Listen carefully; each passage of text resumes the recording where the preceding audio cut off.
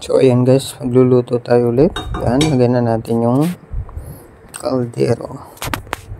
Tapos lagyan natin ng mantika.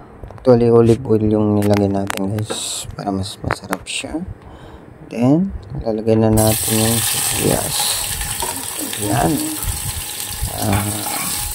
Haluin natin yung sibuyas. Nasa mag-brown siya.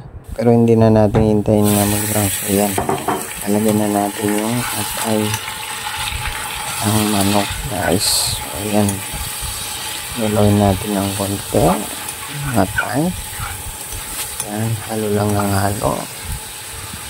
Lutuin natin siya. Igisa natin siya. Ayan. Balik ka rin natin para yung kabila ay maluto siya guys. Ayan. Balik ka rin natin para maluto yung kabila. Ayan. Balik ka rin natin ulit. Menos natin guys. So yan.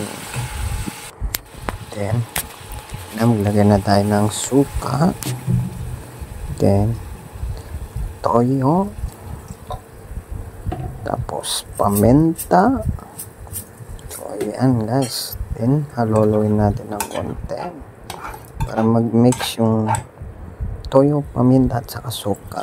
Then ayan na guys, magdagdag tayo ng konting tubig para malutong mabuti yung ating atay. So ayan, lalagyan na natin yung patatas. Saluin natin para umilalim yung patatas at maluto siya. So ayan guys.